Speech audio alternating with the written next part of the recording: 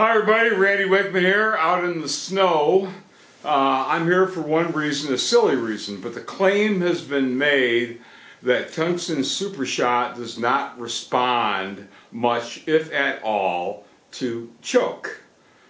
And some people incorrectly claim that it's tough to hit a bird at short distances. So I have a piece of paper set up at 26 yards, and I'll give it another couple staples because it is a little breezy and we're in the snow. So we'll put this to the test using 1 ounce, number 7.5 buffered Tungsten Super Shot, and see if there's a difference when we change chokes. So again, this is Tungsten Super Shot, 1 ounce, number 7.5. I'm using the Weatherby Sorex 20 gauge. And the first pattern at 26 yards laser verified, is with a cylinder choke, factory Weatherby cylinder choke. So if you're shooting at a wild pheasant much closer than 26 yards, you got to be stepping on them, because that is a short shot as far as I'm concerned.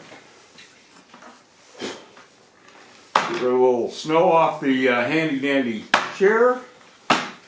We'll zoom in, we'll see what it looks like.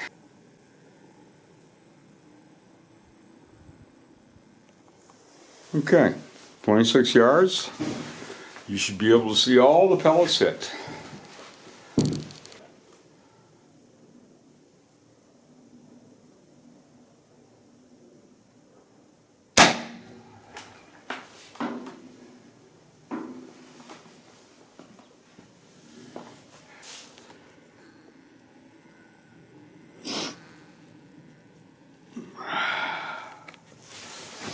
Is it a tight pattern? Sure it is. One of the reasons we use Tungsten Super Shot. Now, let me change paper and change chokes. Well, a little heavier snow, but same gun, same Weatherby Sorex 20 gauge, same distance, 26 yards, and same shell. So this time we're using a True Lock Precision Hunter Improved Modified. Same load, 7.5 Tungsten Super Shot.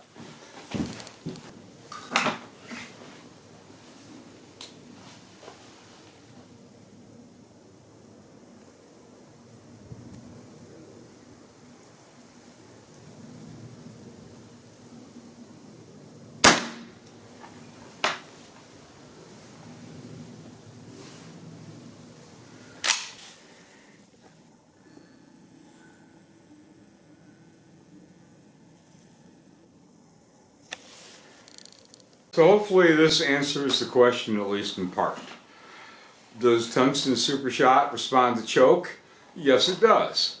It certainly does not need as much choke as lead, or bismuth for that matter.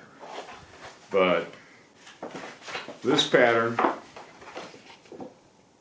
True Lock Improved Modified at 26 yards, yeah, that's more dense of a pattern than you would normally want, but the whole point of Tungsten Super Shot is spherical balls that give you greater range.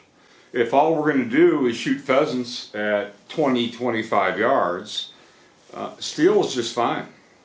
Or your 28 gauge and 3/4 of an ounce of number 6s. So that's typical pheasant hunting in this area. You're looking between 40 and 50 yards. That's just average. A longer shot would be 60, 65 yards. But 40, 45 yards for wild pheasants, for nervous wild pheasants. There are exceptions, but that would be typical. So,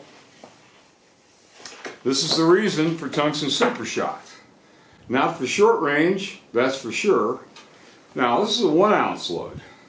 So obviously, if for whatever reason you actually want a thinner pattern, which not too many people want, just use a lighter payload, that's all. But this is a terrific pattern.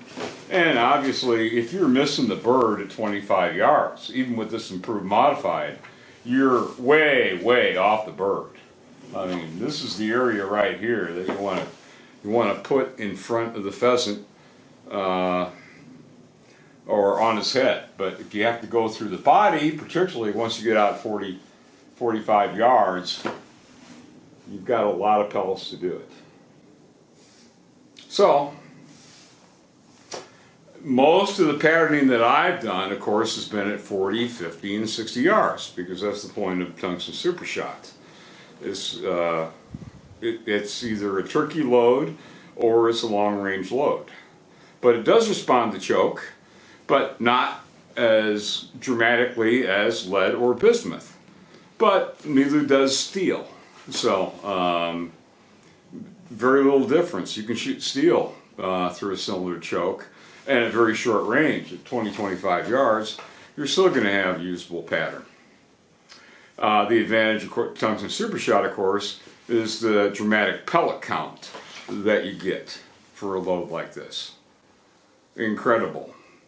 It's not going to make a pheasant any deader better at the step on a pheasant 25 yard stuff, but once you get out to 50 yards, it sure makes a difference. It's dead in the air type stuff. So, that's it for now. I'm going to get it. Looks like the snow is let up a little bit. We'll see you later.